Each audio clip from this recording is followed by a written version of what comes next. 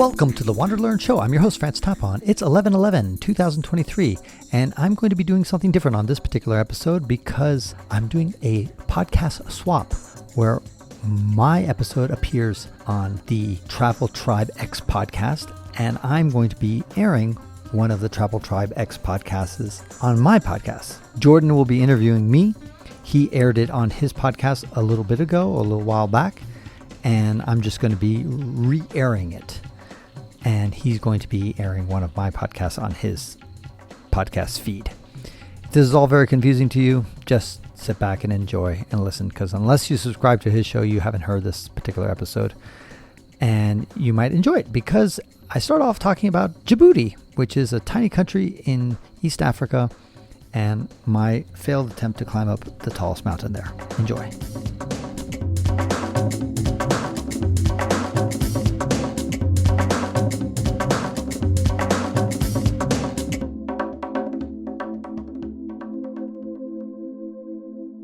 All right, this time for sure, I hit fucking record.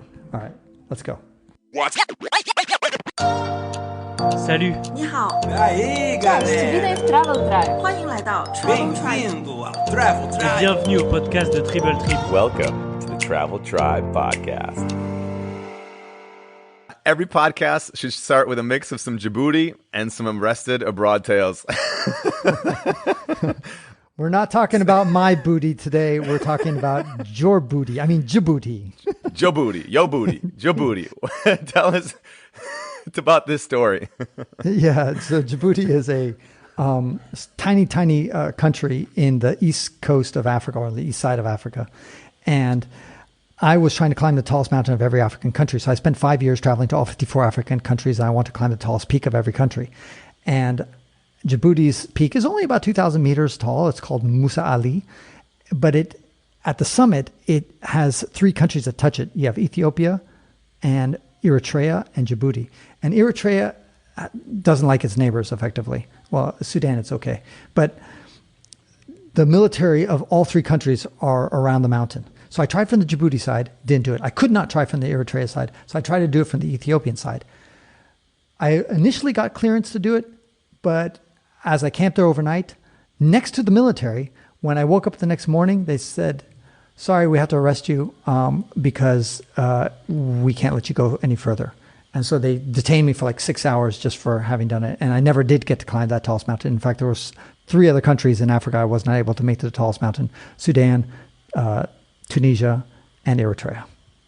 Okay, very good. So the lesson of the day is you can't get Djibouti up Djibouti summit. I could not get my Djibouti up there. I could not get my booty. Maybe I could get your booty up there. I like that. So let's bring this back a little bit. And I'm kind of curious on what inspired you to begin your journey, and what inspired your fascination with travel and living abroad or traveling abroad?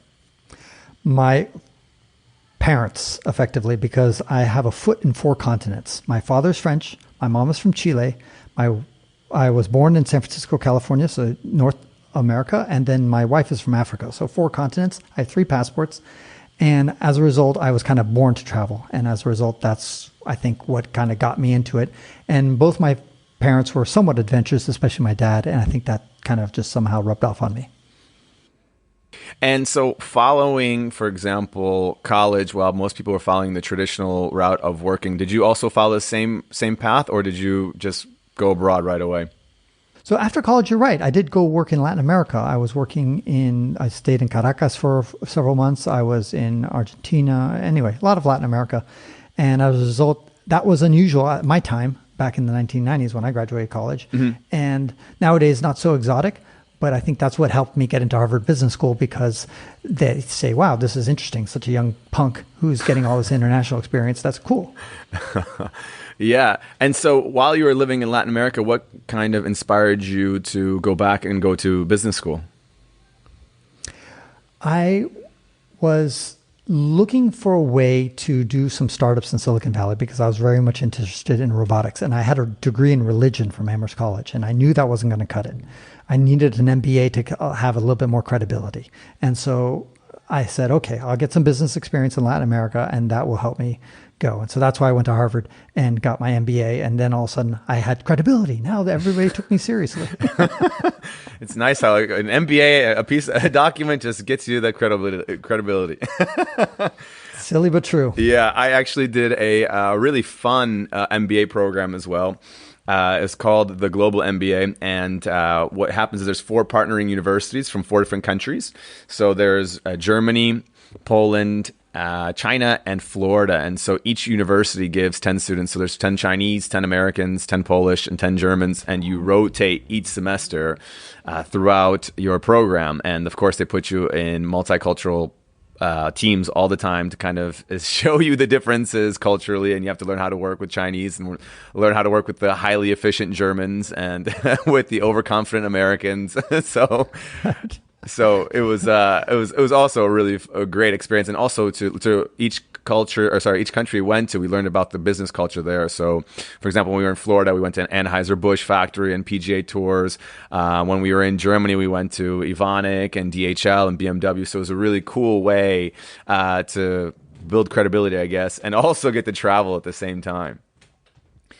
It is one of the biggest disappointments that we have in the United States. The United States is my favorite country. I love it to death. But because it's geographically isolated and it has only 2 neighbors, Mexico and Canada, Americans are really weak with regards to international experience, even though everybody is affected by the things that we do in the United States.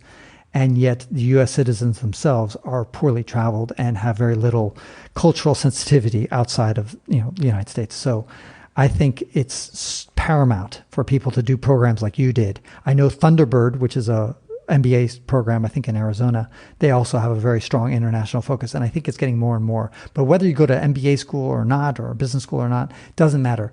Just get some international experience. Get out of your comfort zone. That's what I'm encouraging people to do. Mm-hmm. And so when after you finished your MBA and you were kind of working in Silicon Valley, what kind of inspired you to begin all these journeys of going abroad and starting all these stories and adventures? So in business school, they teach you how to make $1 billion. And I thought to myself, okay, great. What do I do once I have $1 billion? So when I was walking across the Appalachian Trail, I had about 4 months to do it. And I asked myself, well, what would I do if I had $1 billion? Okay, great. I succeed. I make it. Yay. Okay, now what? What the fuck am I going to do with my time? And so to ask yourself that, Jordan, and anybody who's listening to this, what the fuck do you do with your time once you have $1 billion? What do? You wake up in the morning. What the fuck do you do? And when you answer that question, that is probably your passion. And try to find a way to make that passion of yours to be your career. So that is the thing that motivated me. And I thought, okay, well, I would love to travel. I would love to go out there and explore. And that's what I would do if I was a billionaire. I would just go travel the world. I'm like, okay, wait a second. I don't need $1 billion to do that. I could do that now. I could do that with a few $1,000s. So why do I have to wait until I have $1 billion to pursue my ultimate goal and objective in life? And so I thought, okay, I just need to restructure my world, restructure my life so I could do it. And nowadays, pursuing that passion, if that happens to be your passion, is easier than ever because now, of course, so many people are remote and et cetera. So that is my big advice to all your listeners, to just don't postpone your passion, especially if you're young. Take chances, take risks, go for it. Yeah, absolutely. When I began my journey, I was actually a decade ago, January 1st, was always my anniversary when I left. And I remember when I was leaving, everyone was telling me, what are you doing? You're crazy. You should keep working. Just go travel and do all these adventures when you retire. And it's so, that is just so, I feel like, I think people are also scared to also take on their own passions. And so they kind of push that on you, all these fears. They put all these fears on you because I can't imagine as a retired person being 65, 70, hiking mountains. And I know it's possible, but it's probably not going to, you never know what's going to happen to your health, or staying in hostels or hitchhiking or snowboarding or whatever, all these activities. You have no idea what's going to happen to your health or whether you're going to have the energy to do that. So it just doesn't make sense to postpone and wait until that eventual date sometime in the future to get after it. So I totally can relate to that. How about this? You don't even know if you're going to be fucking alive. Yeah, that's the truth. You can get that $1 billion. It might be sitting in the account. Someone else is going to use it, and you're dead. Exactly. Yeah. I mean, a business classmate of mine, he died at 36 years old because he had some sort of brain tumor or cancer or something like that killed him at 36. Mm-hmm. And I've had several of my friends who died in their 20s, 30s. It's just shit happens. Yeah, absolutely. You never know. I'm also kind of curious because you have taken kind of a business route, but you're also travel and adventure. Do those kind of complement each other, or are those two separate tracks, or how do you kind of view those two things? Yeah, you can combine them in different ways. In my case, I segmented them in totally different. So I earned money for a while when I was working in Silicon Valley. I worked for Microsoft. I consulted for them too, and I did also worked in Silicon Valley. And there I lived like a monk. I live like a student, and I never raised my standard of living. That's, by the way, another tip for those listening. Do not raise your standard of living as soon as you're able to. Just because you get a raise, pretend you got a demotion instead, and pretend you got less money, and just save that money away, because that's what I call fuck you money, and we all need to have it just so you can, in a relationship or a job, or maybe you're sick and tired of living in Chicago. You can say fuck you to Chicago. You can say fuck you to your job, whoever your girlfriend, boyfriend is, and you can leave. If you don't have that fuck you money, you're kind of a prisoner to your mortgage, to your car payments, to whatever else that your rent and your crap that you've bought. And you don't want to be in that position. Ideally, you want to be able to pursue your passion, pursue your dreams, and to chase after that, what I call the $1 billion question. In other words, what you would do if you had $1 billion.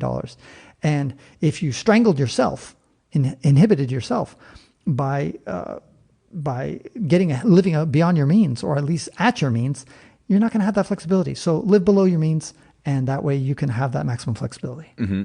And was there a certain point when you decided that, okay, like enough is enough in Silicon Valley, now I'm ready for my adventures? Was there any kind of specific point that was the catalyst to all of this? The Appalachian Trail. So when I was hiking that trail, I asked myself what I would do at $1 billion. And I said, you know what, I'd travel. So that was the catalyst. But that happened in 2001. So I didn't actually take action until about 2004, when I finally went to Eastern Europe and I took action. Then I came back, did some consulting, and finally it was in 2006 where I finally cut the cord and said, no more. Goodbye, corporate America. I'm going to be a nomad from here on out. So for 2006, that's when it happened. And that was but the catalyst happened in 2001. So it took me about 5 years of preparing for that moment. And during this preparation time, were there any kind of fears that were going through your head that you were maybe nervous about before pursuing this kind of lifestyle? Not really. I mean, that's one of the great things about having, let's say, an MBA, is that you have, or any kind of advanced degree, is that you have an insurance policy, you have a safety net, and you know that if all hell breaks loose, you can drop back and work and use that degree and the diploma that you have, or maybe the connections that you have. So I know I could talk to my classmates and finagle a way to get a job if I was starving. So I wasn't too worried about the financial thing. I think in most people who finally make that break, their main thing is, why didn't I do it fucking sooner? That's their main, hitting themselves on the head. Like, I could have done this earlier. Why didn't I do this earlier? And so that's my big advice to you, is just to don't postpone, go for it sooner or later. And nowadays it's easier than ever. If, let's say, you asked me earlier about commingling travel and adventure with business. You can do it nowadays because so many jobs are remote. And it's easier than ever. Back when I was doing it, there was no Zoom calls. There was nothing like that. So it's a lot easier now. Mm-hmm. Absolutely. I couldn't agree anymore. And your dollar goes so much further when you're going to most of these other countries, whether it's Southeast Asia, Central America, Southern America. And yeah, you really get to live an adventurous lifestyle and comfortable if you have some kind of U.S. income coming in. Yeah. So you mentioned that another, by the way, sorry to interrupt, but you have another strategy. You can also go to a high income country, for example, like Switzerland or Japan, and work there and live like a student. And you can also save a lot of money, because a lot of times the salaries in Luxembourg are really high, or Dubai are really high. And if you learn to live below your means, you can actually, and that's another way of saving a lot of money. So yeah, that's another strategy. The one you mentioned is brilliant as well. Get your U.S. salary or your whatever country you come from, and then go to, let's say, a low-income country, and then really live below your means there, or at least at your means, And anyway, you can save a lot of money that way. So either way is a good strategy. What was your next question? Sorry. Absolutely. And I just remember, like, I remember the first time I was in Thailand, the song in my head that was just popping up was, "Oh, it feels so good to be king." Because I was just like, I couldn't believe how far the US dollar can get you, from private tuk-tuk drivers to villas overlooking, gorgeous beaches, and having, homemade Thai meals for a couple of dollars. And so that really stands out to me. But yeah, the question I wanted to ask you is, I've been kind of interested as well in the Appalachian Trail, the Appalachian Mountain Trail, and I'm kind of curious on preparation for it. So when is the best time to do the trail, and how many months should you prepare for it? The best time to go is in the spring. Depends on whether you're going from south. Most people go from south to north. In that case, they depart in March, or for the PCT, they're departing in April or May. Anyway, you can do April as well in the Appalachian Trail and the Continental Divide Trail also. So you're looking at March, April, May as a departure date if you're starting from the south and going north, and you want to be done around October. Middle October at the absolute latest in general, because that's when winter starts setting in. You can also do the reverse, which is what I've done. I started in the north. You start maybe in June, and then you work your way, and you want to be done around Thanksgiving or the end of November. Mm-hmm. So that's kind of when you want to do it. And how to do it, you want to train and have real life situations on the weekends where you leave on Friday night, spend overnight, get up the next day on Saturday early, and just walk all day. Walk for 10 hours. See how that feels. Then you go to sleep on Saturday night, and you wake up Sunday morning, you get up and do it again. And you walk all the way till you get back to your car, and then you get home and finally get your shower. So you spend 2 nights outside. Ideally, that's what you want to do. And maybe take a 3-day weekend. Let's say it's going to be 4th of July. You take an extra vacation day. You got a 4-day weekend, and go to a national park and do an extra long trail. Try to pull in like at least 50 miles minimum. Mm-hmm. in those 4 days minimum, and try to do more if you can. Try to do 80 if you can pull that off. So that's the best training. That's great advice. Speaking of miles, how many miles on average were you walking, and how long is the actual trail? So I was walking on the Appalachian Trail about 25 miles on average per day. On the Continental Divide Trail, on the Pacific Crest Trail, I was doing about 30 miles per day. On the Continental Divide Trail, I was doing about 35 miles per day on average, which is about 50 kilometers. And the reason I was doing much more on the Continental Divide Trail is I was attempting to be the first person to do a round trip, start from Mexico, go up to Canada, and turn around and come back, and do that in 7 months.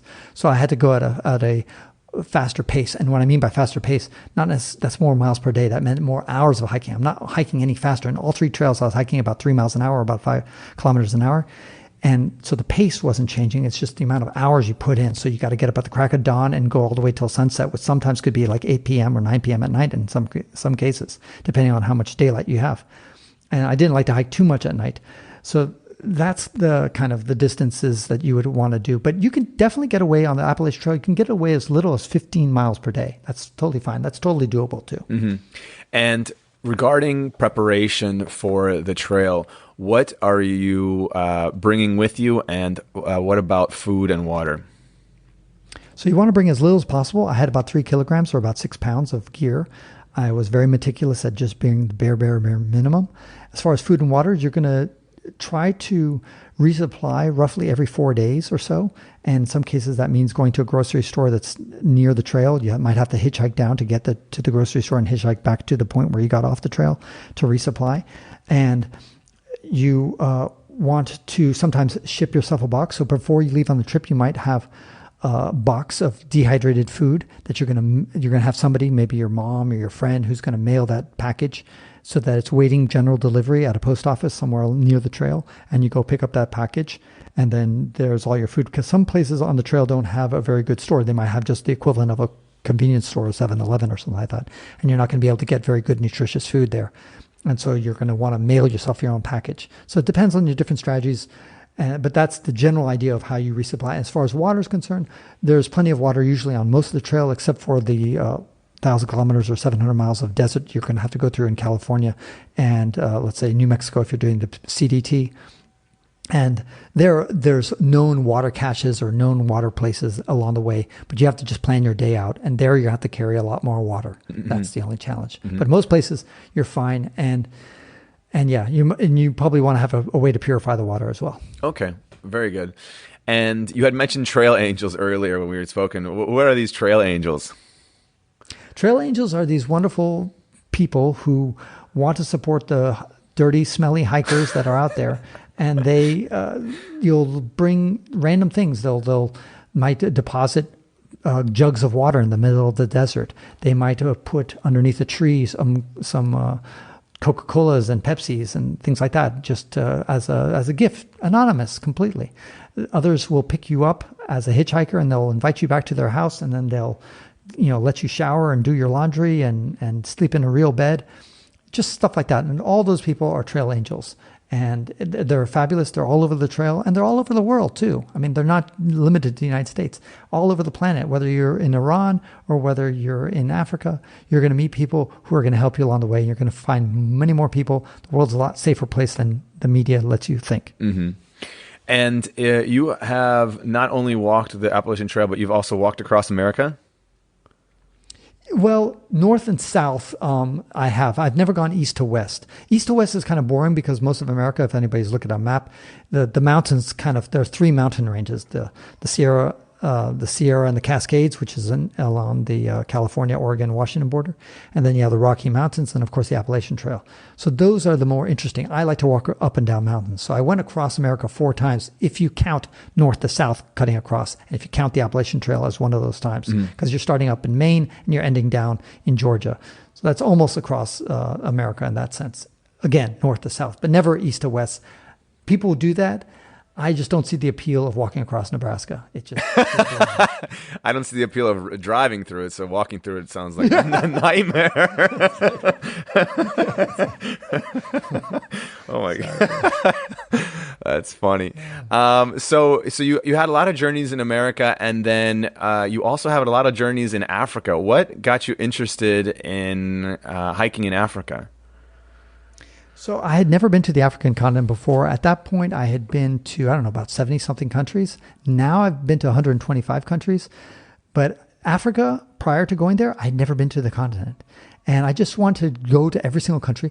I was born and raised in San Francisco, and going to Africa is a long trip. So I thought to myself, if I'm going to go there, I'm not going to leave until I visited all the countries and try to climb the tallest mountains. So for 5 years, I never left the continent, and I was visiting systematically all the countries. I bought a car in Spain, drove it across the Strait of Gibraltar, and just spent 5 years wandering around the continent, driving everywhere, trying to get to the tallest mountain. And I don't know, I just love hiking. And so I walked across the half of Madagascar, all of Madagascar, north to south. I did Morocco, the High Tatras, which are the big mountain range, as well as the Drakensberg Traverse in South Africa, and several other trails, and of course all the mountains along the way. It was fabulous. It's challenging just to get to the tallest mountain in many cases. The mountain itself may not be hard. It may sometimes be just a hill. But that's the challenge in Africa, is just the infrastructure is really horrible. And so that's the challenge. Oh, very cool. And while you're discussing these long distance hikes, I'm kind of thinking back to when I spent a lot of time living on Koh Tao Island as a scuba dive instructor. And when I spend more time on the island, I get really in tune with the nature, and I'm up with the sun. I watch the sunsets. I'm in the water. I notice the differences that are going on weather-wise, and I'm really in tune with it. There's like a shift that happens after I spend a couple of days there compared to being in the city. Is there any kind of shift that also happens during these long-distance hikes while you're on them? Yeah, they're transformative. Absolutely. I think I gave 3 TEDx talks, and in my very first one is about how travel transforms you. The other one is about picking up 3,000 hitchhikers. And I just think that when you get into that zone, especially in the wilderness, you finally break through. Maybe it takes you 2 weeks, maybe it takes 3 weeks, but at some point you finally disconnect, especially if you really learn to discipline yourself from electronics and try to avoid them. You can really get into a different zone where you get into rhythm. And that's what our ancestors who didn't have digital stuff were like. People who just wake up and down with the sun. There was no electricity. And it's funny, I was listening to people complaining that, in Ukraine, there's no electricity. I'm like, wow, but that's how all their ancestors lived. There's no electricity. There was no natural gas heating. They had our ancestors were a lot more tough than we are. And I think by going into the wilderness, you toughen yourself up. You lower your standard of living. You get used to being happy with little. And those are secrets that will serve you throughout your entire life. Mm-hmm. And adding on to this, what are the other lessons you have learned throughout your journeys? Anything else that kind of stands out in your mind that you've kind of taken away from all these travels? I mean, certainly one of the key things that anybody who's been traveled to over 100 countries will say is that human beings on this planet are generally good. And you're going to find a lot more helpful people than you are going to find people who are criminal or trying to rob you. And so that's one of the key lessons and the key takeaways. I find it fascinating to learn about their differences and that we have between different Homo sapiens. But one thing that we all share is this sense of helping out the fellow man. And that is something that is relatively common. Mm-hmm.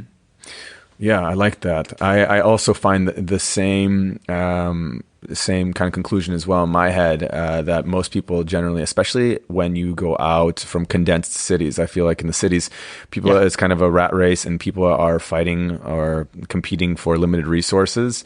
And so you don't really get a good taste of humanity there. But when you go out into the countryside or places with more dispersed population, you're going to see people who will go out of their way to make sure that, good things happen. You remember a time when we got a flat tire in Vietnam and someone came over to help us, and I was like, we're going to get ripped off. I mean, we're stranded.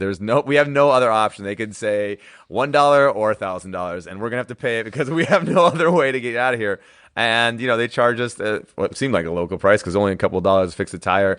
And I remember that kind of situation stood out in my mind that, I think people generally are good. And I think that's a good takeaway. And you had also mentioned about simplicity. And it also reminds me of living when I was in Thailand. You see, local Thais living in huts with very limited amount of possessions or material wealth, and every day with a smile. For them, it's just their approach to life. They're just happy to have a small meal, hang out with their family, and it's just it's nice to see the simplicity of local people as well when you're kind of going abroad. Absolutely, yeah. Yeah. So I wanted to kind of get more into Africa, and because you spent 5 years there, were there any kind of specific lessons or tips or advice you would give to people who are interested in exploring the African continent? Yeah, push yourself and go beyond your means. I mean, go beyond what you think is going to bother you. In other words, if let's say Egypt feels exotic to you, go to Sudan. Go a little bit further. Go to Algeria instead of Morocco. I mean, not instead of, in addition to Morocco. If you feel comfortable with Senegal, then try Gambia or maybe Guinea-Bissau. Anyway, whatever the country is, just try to go one further, a little bit deeper into the continent, if you will, so you can start getting some contrast. Because in the end, you're going to discover that it's not nearly that scary at all, and you're going to find some fascinating experiences and stories there. So that, to me, is the number one thing I would tell people: is that wherever you pick in Africa, probably one of its neighboring countries is a little bit "quote unquote" scary or a little bit less known, fewer tourists. Go there. Mm-hmm. And speaking of some of these fantastic experiences, are there any kind of those that kind of come to mind right away that you had while you were there? I really love the Sahara. I mean, I adore the Sahara. So Mauritania, Niger, also Chad and Sudan, and those places just all along the Sahara and the Sahel are just some of the most spectacular things because there's just nothing there. I mean, it's just wide open desert, and there's just nobody there. Same thing with Namibia. Namibia is an enormous country, and you can fit all of Western Europe in it, and yet there's only 2.5 million people in it. It just blows your mind the amount of empty space there is out there. Makes it really easy to camp, by the way, if you happen to have a car, because there's nobody there. Anyway, it's to me, I love going to the Sahara. Anywhere in the Sahara is just a magical dream. Yeah, and speaking of you going around and traveling, what does your travel look like? How are you getting around? What are you bringing with you? Where are you staying? What does that kind of look like? So one of the things that really benefited me was having done those 3 long trails in America, the PCT, the AT, and the CDT, is that it got me used to sleeping outside. It's like no big deal, whether there's a rainstorm, whether it's snowing, whether it's hot, whether there's mosquitoes. I just, I learned to do that because I spent so many months sleeping outside. And so all of a sudden I learned if I can bring 6 pounds and live with 6 pounds for 7 months in the wilderness, I can take 6 pounds and live in Prague or go to, let's say, Eastern Europe. I mean, it's no big deal, or anywhere in Africa. Why do I need to have, a lot more equipment or gear? And why do I need to insist on always sleeping in a bed? And that will bring your travel costs down substantially. It'll also allow you to be spontaneous because, sure, you can always stay in a hostel. You might find one. But what happens if you meet somebody along the way who's going to want to, invite you over to their house? And you have a priceless opportunity to meet a family, to stay with locals. You got to do it. And so I suggest if people get used to camping outside, you have that in your back pocket. And you can always stay in hostels. But if all of a sudden the hostels are not available or they're full or whatever, or they're out of the way, or maybe you get invited somewhere, or maybe you just see a nice little park somewhere and you're like, there's nobody at that park. I'll just go over there and sleep under a tree in a park. And I did that countless times in Eastern Europe. I even did it in Latvia in the winter. I love that. They're probably like, oh, who's that homeless man from Latvia? Like, oh, wait, that's an American guy from San Francisco City who went to Harvard Business School. Exactly right. They had no idea. Totally non sequitur. Yeah. But one of the things that I find very powerful is when we have these ideas in our head of things that we're so dependent on. For example, I remember when I did my first 72-hour what's it called? Fast.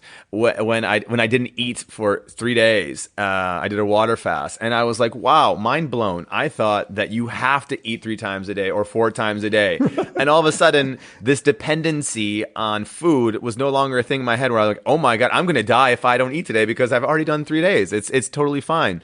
And I think it's the same thing kind of with housing and shelter that you're discussing right now, is that if you can show yourself that you don't need a hotel or a hostel wherever you go, that it's possible to find alternative ways, whether it's camping or staying with locals, then all of a sudden that fear and dependency of relying on that is gone, and you can have more of these kind of natural and adventurous experiences that you're discussing. So. And the challenge is to learn how to be happy in those conditions too. Mm-hmm. Because one thing is I can survive fasting for 3 days, but can I do it with a smile on my face? Mm-hmm. And that, if you can get there, then you're in nirvana. Mm-hmm. Then you've really reached it. Because some people will say, yeah, I can camp outside, but I can't do it with a smile. Well, then that's a problem. Yeah. You got to learn to appreciate it. Yeah. This reminds me of, so during that fast on the 3rd day, my girlfriend at the time had arranged a double date and all you can eat Korean barbecue place. And I was like, I can't eat. And it was like, there was no smiling there. That was like pure hell. I was just watching everyone while I was sipping on my water. I hope you dumped her. Yeah, she learned her lesson after that. Okay. But one of the things that we discussed with Derek and some other travelers is staying with local people and how that allows you to kind of break down the walls of locals and also get a good chance for you to really get to know the culture. Can you discuss a little bit more about this? Does this kind of factor in when you're traveling? Absolutely. To me, it's the best part about traveling is staying with locals and meeting them. And there's several strategies you can do to increase the odds of that happening. Number one, go to countries that are not super touristy. So you're not going to probably stay with a local if you're running around Paris all day long. But if you go to, let's say, a really remote part of France, then there's a high chance that a French person will invite you. If you're hiking some trail or the Camino de Santiago or something like that, or what they call le chemin Saint-Jacques, that is a way that you could meet somebody potentially. And certainly in low-income countries, perfect opportunity to do that. And the beauty about staying with locals is that many times locals, especially in low-income countries, there's multiple generations of families. And usually the grandparents are living with the middle, the parents, and then the children are there too. So you get to see 3 generations in one household. And maybe the grandparents cannot speak whatever languages you speak. But sometimes the children can translate and be that insight into the culture that you can see. You can also see how they live. You can see whether they have hot water or not. You can see how they eat, how they cook. Is their bathroom? Is it a squat toilet? Is it a regular toilet? Do they have an outhouse instead of a regular thing? Where do they get their food? And you could see all these insights that really open up your mind and stretch your brain and learn about the planet that we live on. And to me, that is fascinating. You can also see the relationships between men and women. You can see how the husband treats the wife. You can see how the parents treat the kids. And you see how the respect that the elders get. All these things are just fascinating and just, to me at least, and revealing that you can only get when you live with a family. There is a website called couchsurfing.com, which used to be fabulous. I haven't been using it lately, but that is another way to meet locals and things like that. But the best thing is just to have an open mind and have an open itinerary, an open schedule, and be friendly and open to everybody you meet. And last thing I'll say is to travel solo, because you're a lot more likely to get invited to a house if you're traveling alone than if you're traveling with a couple or certainly a group. Mainly because one person looks lonely, people feel sorry for you, and they're like, oh, come on over, we'll be your friend, we'll help you out. If you're with a couple, then they're like, they can take care of themselves, they'll stay at a hotel or do whatever they want to do. And also you're less of a financial burden, because a lot of people, they're trying to be generous, they try to feed you and they try to take care of you. And of course, it costs twice as much to feed two people's mouths than just one. So all these reasons make that traveling alone will be the best way to have those kinds of experiences. Yeah, I like that. So you can leave the all-you-can-eat buffet girl at home and just head out by yourself. That's right. She can stay by herself. That's right. She can eat by herself. All you want. Let it loose. Exactly. Exactly. Oh, I'm going to go fast in Cambodia. Yeah. I love it. So when you're going to a new country, are you kind of planning anything out in advance, or are you it's just kind of whatever happens, happens? Or what's kind of your strategy whenever you're going to a new place? Well, one good strategy I like to do is also look at UNESCO World Heritage Sites, because in general, they're always interesting places. And so if you're not sure what to do, just go to Wikipedia or do a Google search and look for where are the UNESCO World Heritage Sites. And that I like to use as a baseline. And but in general, I don't have much of an itinerary, generally don't have much of a plan. I have an open ticket. I don't know how long I'm going to spend, where I'm going to go, and that kind of stuff. And I just generally talk to the locals. There's some pros and cons about doing that, because sometimes it's good to learn about the country's history so you can ask more interesting questions and understand the nuances and the complexities of the region, and maybe who colonized them and what was their story.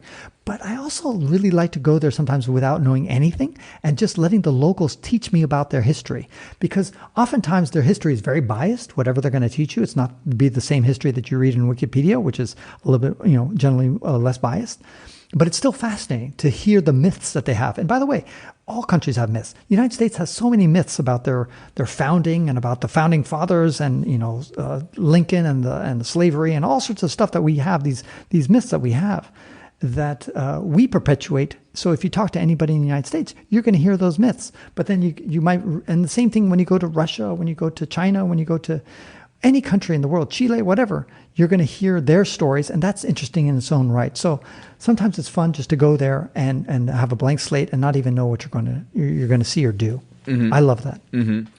And one of the things that I love when I spend some time in a country is kind of picking up on their values, and then kind of I find that I take them with me, and they're kind of like little gems. So for example, living in South Korea, I learned how it's so collective. When you go out to eat, you're not just ordering for yourself, you're ordering as a group, you're eating together. Or living in Germany, it was so they're so efficient, everything's so well organized, and I kind of took that with me, and I call these like little gems. Are there any kind of gems that kind of stick out in your mind that you've kind of taken with you after you've left the country, after your travels? Patience. That's one of the big ones. One of the things is the United States society is extremely efficient. Maybe not as efficient as Japan or Germany, but they are very fucking efficient as a society compared to most places out there. And if you're in Africa, for example, the pace of things is extremely slow. And you have to just get used to that, because otherwise you're going to go crazy. And so I learned to foster that patience and just realize that things are going to take a lot longer than you ever anticipated. So that to me is one of the key takeaways. Also, a respect for elder people. A lot of societies respect them much more than in the United States. And again, this is one of the things that's so fun about traveling abroad is that you come back and you see the United States with different eyes, or whatever your home country is. And all of a sudden you realize, all these things that you were oblivious to, that all of a sudden stand out like a sore thumb when you come back. It could be either good or bad. It could be something that you really appreciate and you love about your country, or something that you now realize you're not so good at. And all of a sudden you thought it was great, but it's not. So you're talking about kind of coming back to the U.S. and the different perspective you have.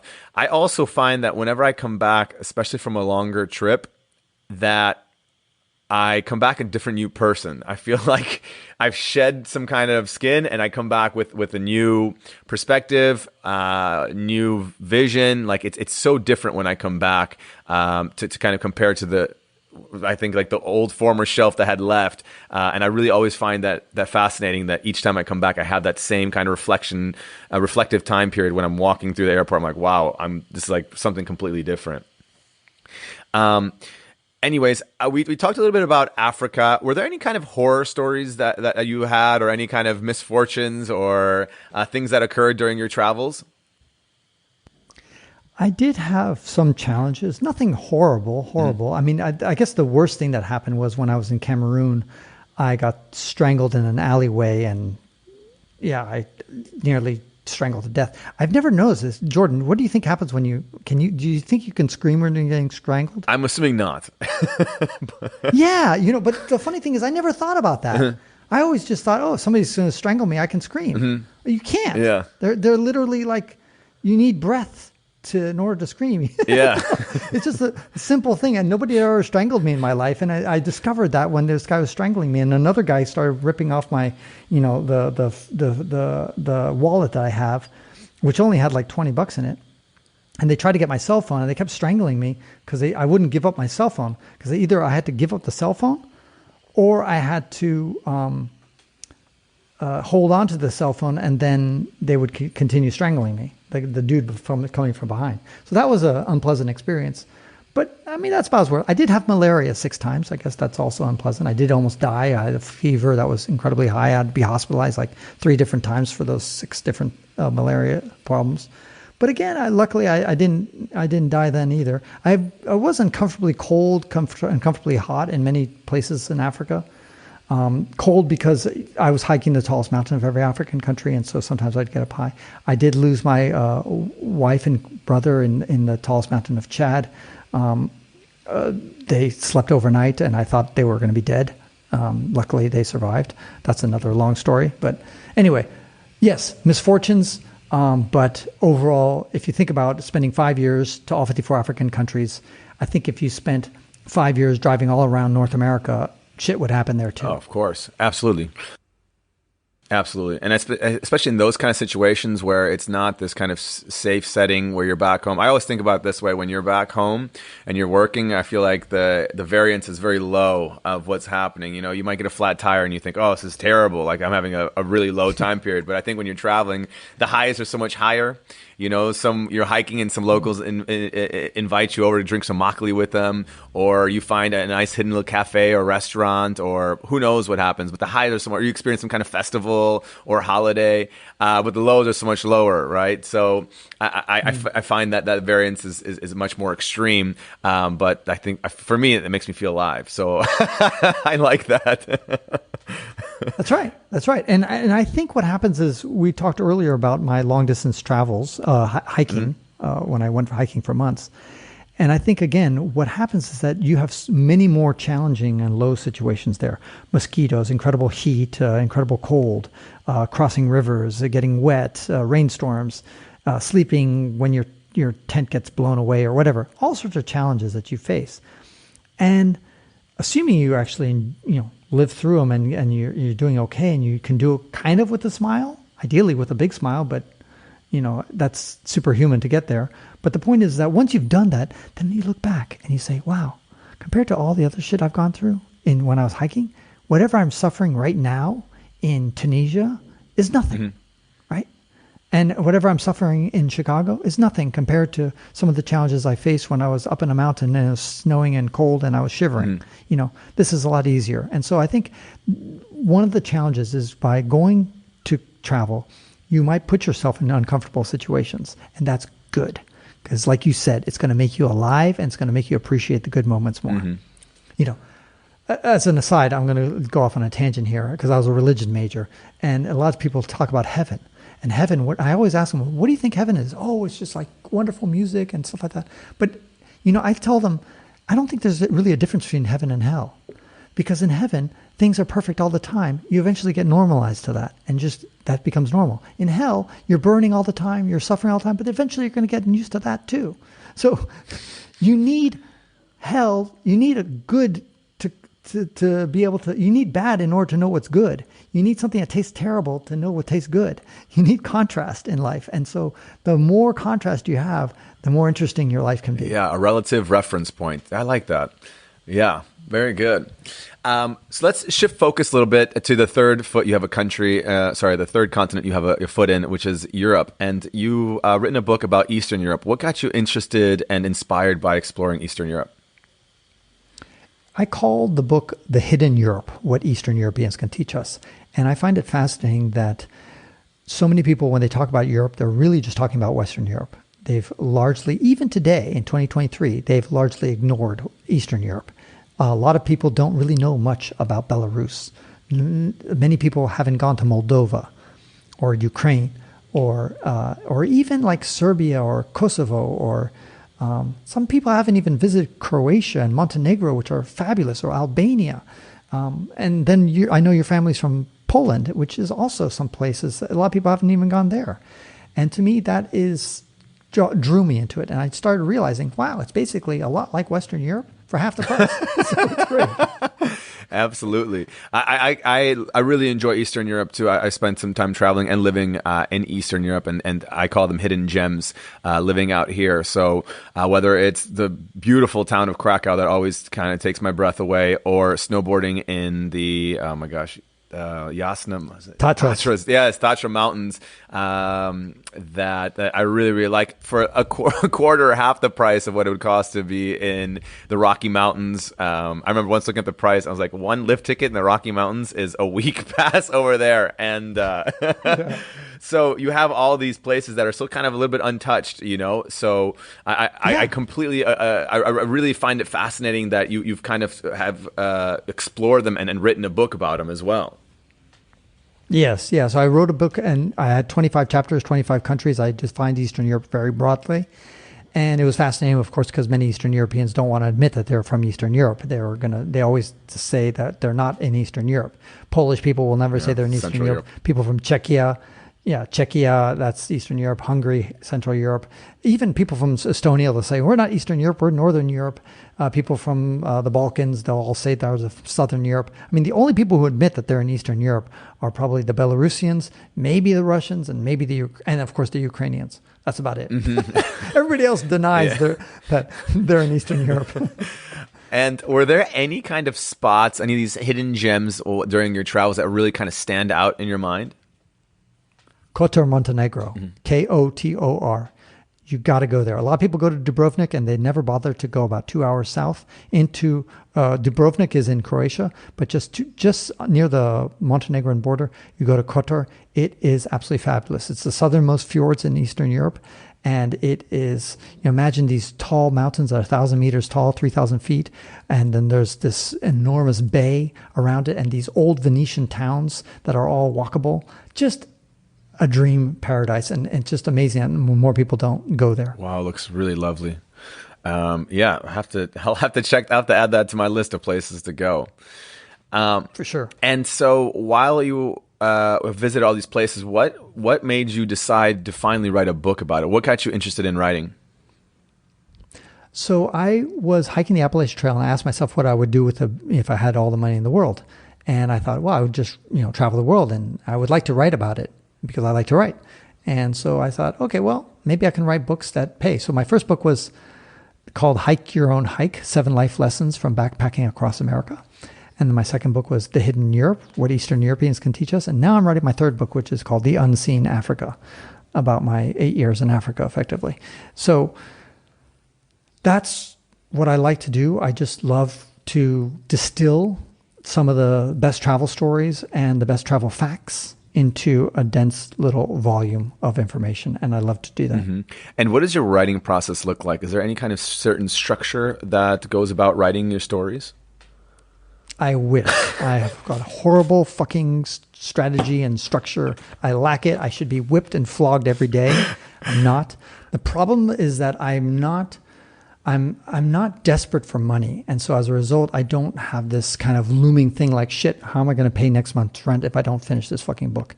And you know, you kind of need that pressure. You need that publisher who's going to be yelling at you, I need the book by next Thursday or whatever, the next chapter or whatever it is.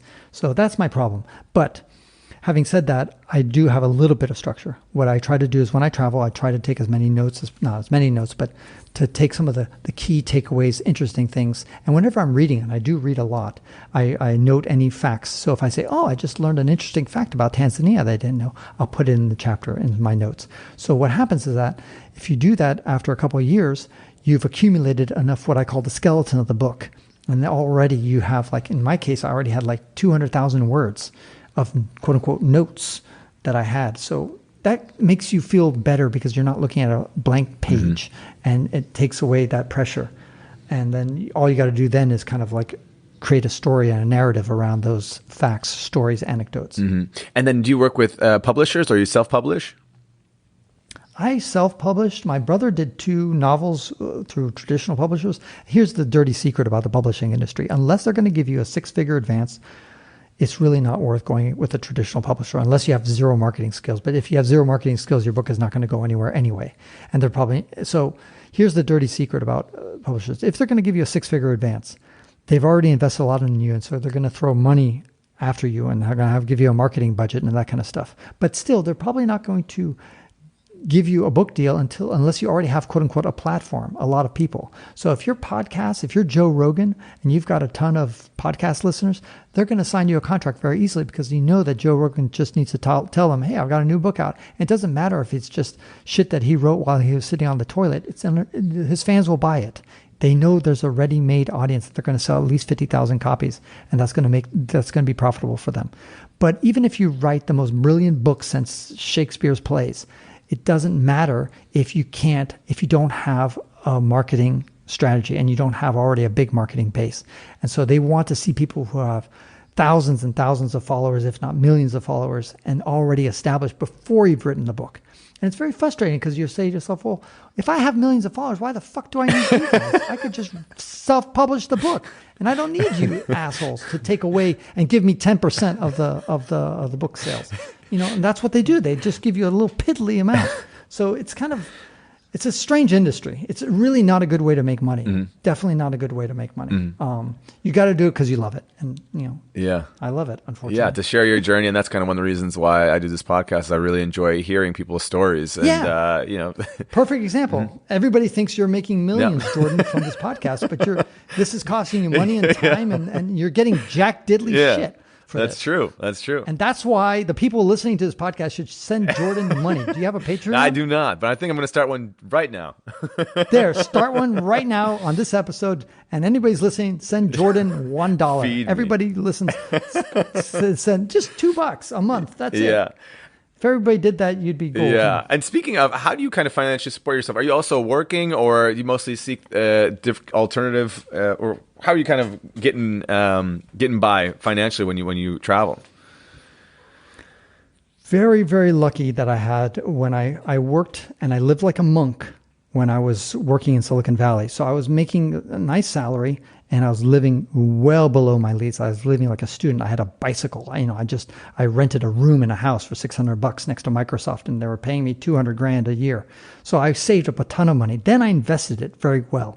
So I was good at buying at the bottom of the stock market and doing very well. When I came back from Africa, I sold all my stocks and bought a bunch of cryptocurrency, and that took off a lot. So in the end, I actually have more money every year. Every 5-year period, my pot of my net worth actually increases. My net worth now is high. I haven't worked since 2006, but my net worth is higher today than it's ever been. And that's just because of good investment, living below your means, and that helps you and travel inexpensively. You can do that. And that doesn't mean being a stingy little fuck, because a lot of times people are moochers. They'll have these TED Talks that say, hey, I traveled all over the world with like $3 in my pocket. And how did you pull that off? Because you just mooched off every little person you saw. And that's not good. You're a fucking ambassador when you travel. You might be the first American or a white person that some places I've never seen. And if you go there and all you do is just eat their food and let them drive you around, and you don't contribute to the gasoline bill and you don't contribute to the food budget, you're just a moocher, and you're not a good ambassador. Give, be generous while you travel. So that's key. But in order to do that, you have to have a little bit of money. So the key thing is just live below your means. And that will give you, and invest your money wisely, and that should give you enough flexibility when you travel. Yeah. It's actually funny when you're talking about this. I had a podcast guest that was recommended by someone else, and they had a TED Talk like traveling on $5 a day. And I was like kind of dreading it. But their story was so nice. What they did was, it was a couple that was Japanese and Indian. And what they did was they had this little scalable, foldable bike. And they started in Thailand and they were going to finish in Iran. And what they did was they brought their own clothes and food and seasoning. So like the Indian clothes and some food, and Japanese. And what they would do is they would have locals invite them over, like in the middle of Thailand, some rural part or wherever. And they would say, hey, you guys look like you need a place to stay tonight. And what they would do is they would dress up in their clothing, in their local or cultural clothing, and sometimes make them a meal or share some kind of stories or whatever, because they knew that those people there would most certainly probably never have the chance to go to India or go to Japan or maybe even leave Thailand for that matter. And it was a way for them to bring the world to them into their houses. And I really enjoyed hearing that story, because you're right. If you're just taking and taking and taking, like no, I mean, that energy is that's a bad energy. I really believe in that the secret to living is giving, and when you give, you feel better and everything works out better. So I totally agree with that. And there's another thing you can do, I think, is even if you don't have money to, let's say, buy gifts or buy them toilet paper to restock them or things like that, you can do simple things like clean the fucking toilet, clean the kitchen. You can sweep the floor. You can offer to babysit for their kids while they go off and go do something. There's so many, you can teach them a language. You can tell them, I'll spend 3 hours with you improving your English. Whatever it is, there are certain things, services you can do that will help give them value. But you just got to think about that. Just think about that. Mm-hmm. Absolutely. I was in a very dicey situation. Just kind of learning English that came to my mind was, we did a motorcycle trip from North Vietnam, Hanoi, to Ho Chi Minh City, and we pulled over in a small little town, and we popped into this bar, but it just felt seedy. And the whole time I get in, I'm like, like I'm looking at the door. I'm like, if someone does something to us here, like no one has any idea where we're at, and they could do anything they want. And these cringy looking guys came out, and they were like giggling and laughing, and then some young girls came out, and I was like, something weird is going on. And I was like, this is going to go down badly. But then in the end, they're like, hey, can you teach us some English, or like about numbers? And it ended up being a really funny situation. From what I thought was going to be a murder, it turned into a teaching session. So yeah. That's a great story. Great story. Yeah. I mean, every English speaker, you're blessed. Yeah. If you're a native English speaker, you're blessed. Yeah. You got something that everybody wants. Yeah. Yeah. So the last thing I wanted to kind of discuss with you, I know you're one of your 5-year goals was to climb the tallest mountains in Africa. What does the future look like for you? Do you have any kind of goals or visions that you're kind of working towards? Oh, for sure. So once I finish this goddamn book I'm writing about Africa, I hope to get that done by the end of this year. Then I have to do a little promotion to get it out there. And then I want to do what I call my Into Islam trip. So I want to, if you look at the Middle East, what I call West and Central Asia. Nobody talks about West Asia, but West Asia is the Middle East. And Central Asia, of course, is Central Asia. So I want to spend there's about 25 countries there, and I want to spend about a good year traveling around there. That's step 1. Step 2, East Asia. So India and everything east of India, including Siberia. Step 3, Oceania. So all the shit in the Pacific Ocean. and then maybe the Caribbean too. I want to buy a boat. Sorry, for the Oceania trip, I want to buy a boat, a catamaran probably, to just sail around the world, especially the Pacific Ocean. I don't know how to sail yet, but I'll figure it out. So that's the 3-step plan. Probably take me at least 10 years. Yeah. Be careful. I had a guest on that did the same thing. I think from San Francisco. Sold his house and wanted to sail for 1 year, and currently still living on the boat 10 years from there. So has a family on there and a huge YouTube following. So What? He hasn't gone anywhere? no, he once he left, he never came back. He's been on the boat for 10 years now. Oh, okay. So he does sail. Yeah, that's all he does. And they have a huge YouTube following. Okay. I think I heard that. Okay, yeah, I heard that. What's the name of the guy? SV Delos is the name of the boat. No, but the name of the podcast or the YouTube channel. So it's SV Delos. It's the name of their boat. Okay. Yeah. Okay. So there's a lot of people actually doing that, but they're probably one of the ones who have the bigger following on YouTube. And it's the same thing. He just had the itch working in corporate America and wanted to do a 1-year trip and met his wife. Now he's raising a family on the sailboat, going up and down the Caribbean and all over the world. So once I heard that, I'm like, that's got to be on my list as well.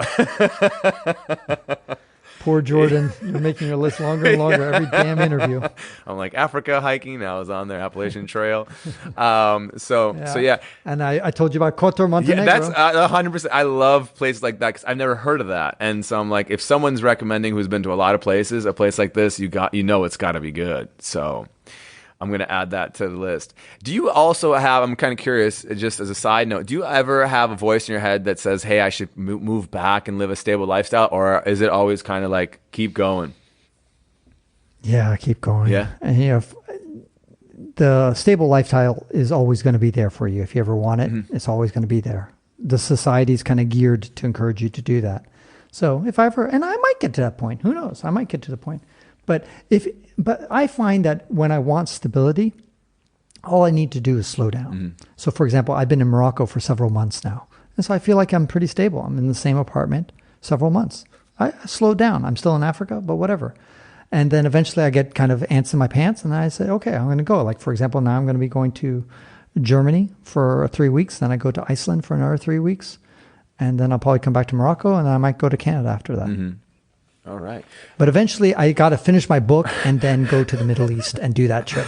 That's my next big plan. Absolutely. But yeah. Well, cool. All right. Well, thank you so much for being on the podcast. And usually as a wrap up, what we do is called a Travel Tribe Toss Up. I just ask 3 questions and you just answer the first thing that comes to mind. Is that cool with you? Yes. All right. First thing, what was the most unique thing that you ate during your travels? Ants in Mexico. They're they were ants. Any flavor to them? Spicy? I think they were, I can't remember. Yeah, I guess they were kind of spicy. Yeah. That's interesting. I also ate a snake in Africa. Oh, wow. Oh, okay. And would you recommend any of those experiences or? Oh, my favorite one that I definitely recommend is grasshoppers, crickets in Niger in the Sahel. I love them because they're kind of crunchy. They're like potato chips. You're eating the exoskeleton. It sounds disgusting, but the way they spice it is so nice. It's like you're eating like potato chips, but they're high in protein. And when you hear these people saying like insects are the future of protein, you get it because all of a sudden you're eating these things and they taste totally good. I mean, if you prepare it well, it tastes great, and they're so cheap. So if you ever go to, let's say, the Sahel, look for insects and crickets, and they're delicious. I love them, especially if they're spiced well, and they usually are. Okay, very cool. Second question, what was the most embarrassing moment or cultural misunderstanding that you've had? Cultural misunderstanding. I guess when I was in Mauritania, there's a lot of times, for example, last time I was there was a female that I was friends with, but men and women are never supposed to be alone. So she would always come and be chaperoned whenever she comes and visited me. And she would bring me food and that kind of stuff. She would cook and stuff like that. She was very generous and nice. But it was funny that I tried to hug her goodbye, and she just, no, you can't hug me. Like, get away, creep. I've known you for a fucking month. We talk almost every day. I mean, I'm leaving this fucking country. Can't we just hug goodbye? Like, nope. Not even a kiss on the cheek, nothing. I'm like, God, I've seen this girl every day for a month, and I can't even hug her. So anyway, that was a cultural insensitivity on my part. Yeah, come to Poland. You can kiss your uncle or whoever you want. Exactly. That's right. But it's interesting also, one time, her friend that chaperoned her left like 5 minutes early, so I was alone with her for 5 minutes. What'd you do? Exactly. I grabbed her ass. No, I didn't. And she actually jumped over the fence to leave because she didn't want to go through my front door, because she knew if she went through the front door, it's possible that a villager sees her coming out of my house alone. Jeez. So she jumped over the fence into the neighbor's yard and then got out through their entrance. That's how much she liked you. Just jumped headfirst out of over the fence, saying, "I can't spend 5 minutes with this guy." Oh, that's great. All right, last question. For anyone who's looking to follow your footsteps or looking to also get some adventure under their belt, are there any kind of tips or advice that you would like to share with them? As I think I mentioned earlier, is the idea of doing camping and backpacking. If you do that and you learn to like it, that's the challenge, because a lot of people just can't ever like it. But just learn to sleep outside. That's probably the simplest form of living that you can live. And if you can learn to be happy in those conditions, then the whole world seems like luxury. Then, I would go into an African household. They didn't have running water. They had no electricity. But when you're camping, you don't have running water or electricity either. So it's like totally cool. But they might have a bucket, they might have a spigot, and they give you a bucket of water, cold water. And you can I can get water just from a spigot? I normally have to walk like 100 meters to get it from a stream. And here it's just, piped water coming from a spigot. Great. That's a miracle. And especially when you get to places that has hot water, you're like, wow, great. So the point is that try to learn to do camping, and then all of a sudden the world becomes a wonderful place. Wow. Great advice. I like that. Well, Francis, thank you so much for taking the time today. I really enjoyed it. I could sit here for hours listening to all your travels, and it's just nice to hear some of the tips and lessons you've learned, advice you've had over your whole journey, and it's a hell of a journey. So I look forward to seeing your next book come out. And if people want to learn more about you or find out more information, where can they find you? I have a WanderLearn podcast. So it's just one word, WanderLearn. And you can also go to WanderLearn.com. And I just want to thank you, Jordan, because I know how much work it is to do a podcast. And I don't know if your listeners actually appreciate it. And it's a lot of work. You do it because you love it. And so thank you for taking the time. And I hope all the people who listen to also appreciate you and somehow support you whenever you ask for their help. All right. Thank you so much, Francis. Well, hopefully I'll have you on again sometime in the future with more stories. So thanks again. Well, that does it for this week's episode of Travel Tribe Podcast. Join us each Tuesday as we release new episodes with great adventurers. Until then, remember, the most dangerous thing you can do in life is to play it safe. Stay adventurous.